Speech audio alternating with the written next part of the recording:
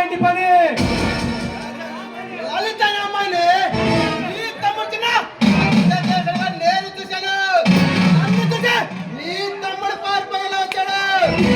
మర్యాదగా కళ్ళబుల్ల కనబట్టి నీ తమ్ముడు నాకు అప్పగించు, లేదా నిన్ను కూడా అరిచి వస్తుంది. రుద్రమరాయుడు, మేము హత్యలు చేయడమే కానీ పోలీస్ స్టేషన్లకు కోర్టులకు తీసుకెళ్లేంత దమ్ము చట్టానికి కానీ న్యాయస్థానానికి కానీ లేదు.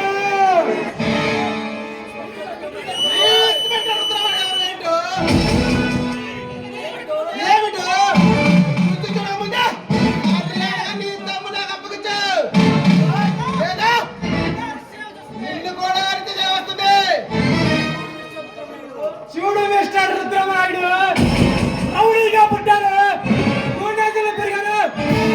అలాంటి ఈ పవన్ ఎదురు తిరిగితే ఏం జరుగుతుందో నీకు తెలీదు.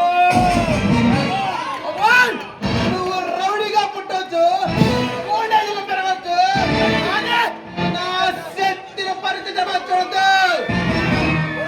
ఏ ప్రభుత్వం 10 కాలాల పాటు, ఏ ప్రజానాయకులు 5 సంవత్సరాల పాటు, ఏ ఆఫీసరు 65 సంవత్సరాలు ఉద్యోగంలో కొనసాగాలన్నా మాలాంటి రౌడీలకు గుండెలకు అడుగడుగున మడుగులెత్తుతూ మాకు బానిసత్వం చేస్తూ మా ఆజ్ఞకు శిరస వహించాల్సిందే. లేదా పదవుల కోసం పడగల మధ్య ప్రజానాయకులు వచ్చు, డబ్బు కోసం కక్కుర్తి పడి నీకు అమాయకులు మీలాంటి లేచి దొంగలను అంతమంది కడకే ఉంటారు. ఈ శ్రీశ్వర రుద్రమరాయుడు అవినీతికి అడ్డం కట్టే రాజకీయ నాయకులు ఉన్నంత వరకు, అధర్మానికి అంకితమయ్యే ఉద్యోగులు ఉన్నంత వరకు మాలాంటి వాళ్ళని ఎవరు ఏమి చేయలేరు. పదవి కోసం భారతదేశ నీలాంటి రౌడీలకు డబ్బు కోసం కక్కుర్తి పడి మీకు దాసోహం ఉండొచ్చు. నాలాంటి వాళ్ళతో పట్టుకుంటే మిమ్మల్ని పిట్టలు కట్టి కలిసి పెడతారు.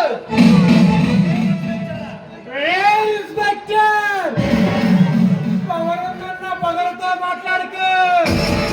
మాలాంటి రౌడీని చెప్పకొట్టినా, రాజకీయ నాయకుడు రెచ్చగొట్టినా కూర్చున్నాను పడిపోగలవు. ఈ కాకి బట్టలు వేసుకున్న జనం తెలుసా?